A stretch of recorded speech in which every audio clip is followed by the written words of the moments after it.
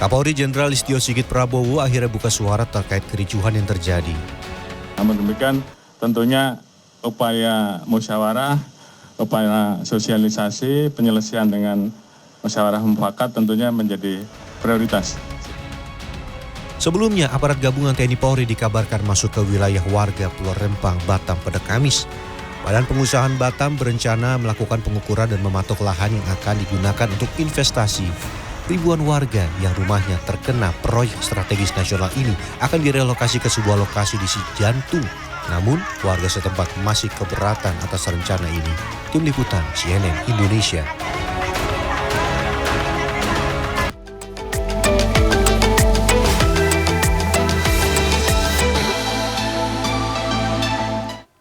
Sebagai daerah penghasil kerajinan perak, Desa Celuk Gianyar Bali tidak perlu diragukan lagi. Kualitas produk hingga mampu memproduksi dalam jumlah besar membuat wisatawan mancanegara datang ke Desa Celuk untuk mencari aksesoris dan perhiasan berbahan perak atau emas.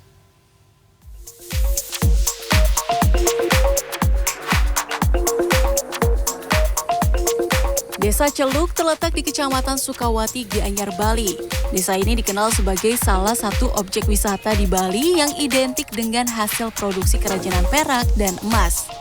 Sebagai sentra kerajinan perak dan emas, masyarakat Desa Celuk pun rata-rata terampil dan inovatif dalam mengembangkan desain yang pemasarannya tidak saja di lokal, bahkan merambah hingga ke mancanegara. Desa Celuk mulai dikenal sebagai desa perajin emas dan perak sejak tahun 1970-an. Hampir seluruh penduduk di Desa Celuk menekuni pekerjaan sebagai perajin dan jual beli perhiasan emas dan perak. Di sepanjang jalan yang saya lewati di Desa Celuk ini, sisi kanan dan sisi kiri bisa dilihat banyak arsop dan galeri yang menjual perhiasan emas dan perak. Saya berkesempatan mengunjungi salah satu usaha kerajinan emas dan perak yang telah berdiri sejak 28 tahun silam di Desa Celuk. Pemiliknya adalah warga asli Desa Celuk, Ika Dek Musika, yang mengawali profesi sebagai perajin perak secara konvensional. Menurut sejarahnya, kerajinan perak Desa Celuk ada sejak zaman Kerajaan Sukawati pada 1915. Saat itu kerajinan perak hanya untuk memenuhi kebutuhan upacara keagamaan dan persembahan kepada kerajaan dengan bentuk antara lain keris, kipas, gelas, bokoran, atau wadah seperti baskom besar, sangku, gelang, hingga kalung. Pembuatan perak Celuk sangat sederhana dengan alat tradisional seperti cetakan kayu, alat pahat, penteng, atau alat pukul dan buah lerak. Jenisnya pun terbatas, yakni berupa plat, kawat, dan jawan atau biji-biji perak. Seiring perkembangan pariwisata Bali, peralatan pembuatan perhiasan pun berubah ke mesin dengan bentuk lebih variatif, namun tetap mencirikan perhiasan Desa Celuk, yakni jawan, bun, sulur, dan bunga gonda. Semakin tingginya persaingan di pasar internasional, perajin perhiasan Desa Celuk terus berinovasi, salah satunya menggabungkan pakem tradisional dengan cara modern menggunakan sentuhan teknologi canggih. Untuk mempertahankan kearifan lokal tradisional, desain itu tergantung daripada permintaan. Jadi kita harus siap di sini. Kalau orang ingin tradisional dengan tangan, ya kita harus bisa. Kalau ingin desain tradisional Bali itu dengan teknologi, kita harus bisa. Saat ini, sebagian besar pengusaha sekaligus perajin perak dan emas di Desa Celuk telah memadukan pembuatan perhiasan dengan cara modern, yakni dengan metode casting tumbler. Metode digital ini mampu menghasilkan desain yang rumit, persisi, sekaligus mampu memproduksi jumlah besar dalam waktu yang relatif singkat.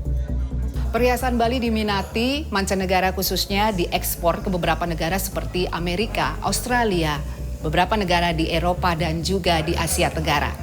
Salah satunya adalah perhiasan seperti bentuk kerang ini yang memiliki motif khas Celuk, yakni tatahan dan juga beberapa ukiran seperti jawan dan dihiasi dengan permata. Harganya bisa mencapai puluhan juta rupiah. Tingginya minat pasar internasional dari Desa Celuk tak lepas dari penerapan standarisasi oleh para perajin. Mulai dari kemurnian bahan perak, desain, hingga faktor keamanan bebas dari kandungan logam berat berbahaya. Oh, it's beautiful.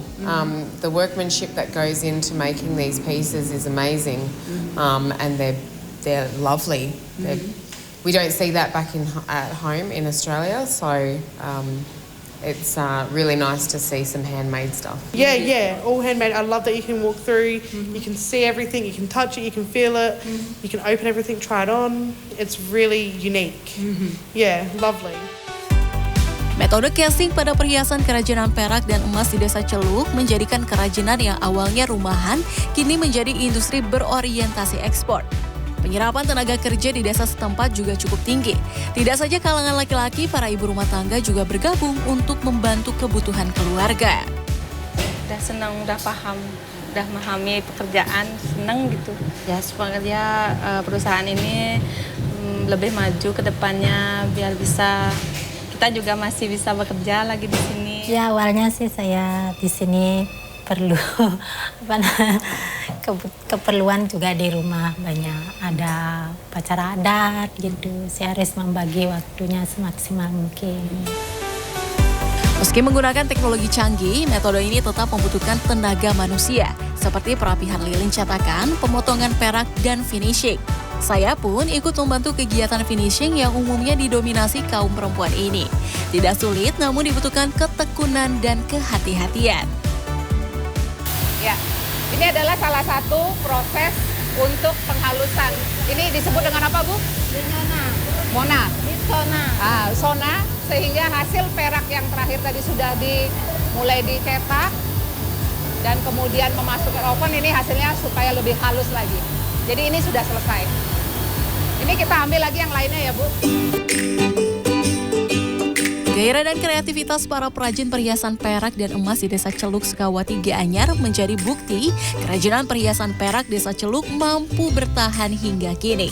Pemerintah pusat bahkan menetapkan kerajinan perhiasan perak Desa Celuk sebagai warisan budaya tak benda tahun 2019 agar tidak diklaim negara luar. Tim Liputan, Gianyar, Bali.